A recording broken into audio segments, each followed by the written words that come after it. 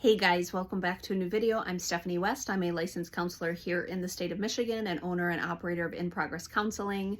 I had such a beautiful, kind of evocative, but really hard conversation with a client last week that I'd like to invite you into because it came from such a place of woeful kind of sadness and fear about where this client has gone in the past. And this is a client that has at some point in their past made an attempt on their life.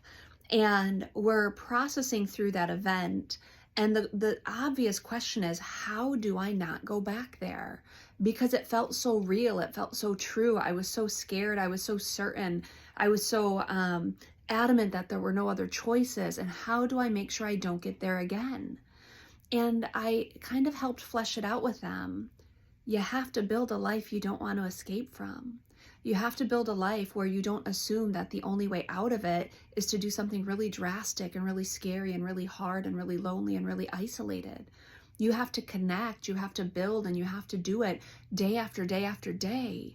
Because what happens when you're not engaged is your mind takes you to some really scary places, some really, there's this megaphone on all of the things that you want to be true but aren't true, all the ways you want to think about yourself but you don't yet think about yourself.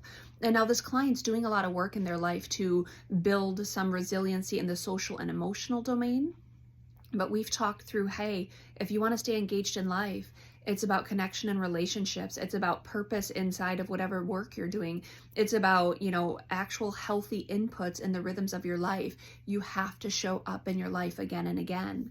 And I use this analogy with the client about in my weight loss story, and I've shared with you both on Healing Through Pain, which is the podcast, as well as here on YouTube, that there's, weight loss is a pretty significant portion of my story, in that I lost 180 pounds over the course of several years on the with the added support of medical intervention.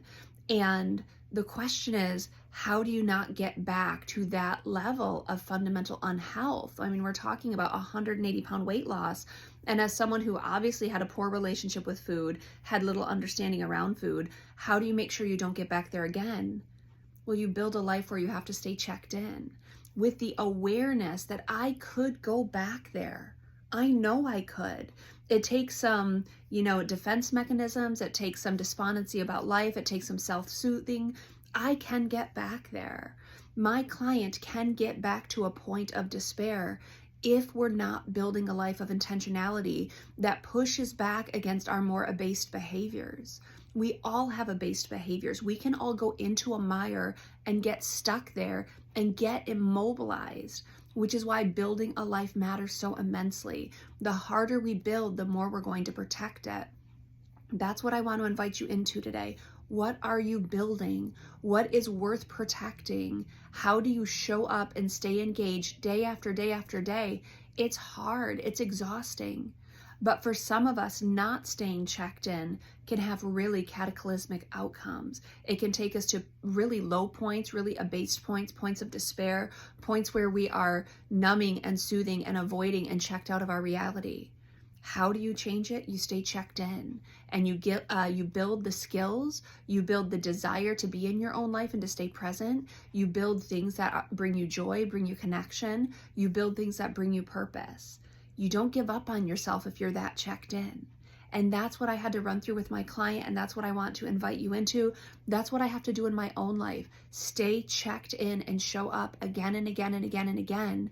And when you work that hard and you're committed to forward action in spite of the hard things, and you stay present in your reality, that's how we don't go back there again. I'm not promising that it could never show up in their story the same way I'm not promising that rampant unhealth can't show up in my story. What I know is I have a responsibility to be as intentional and as adamant about the best practices in my life. And the more I show up in them, the less I'm going to risk them by more of the impulsive behaviors that can take us to really poor places.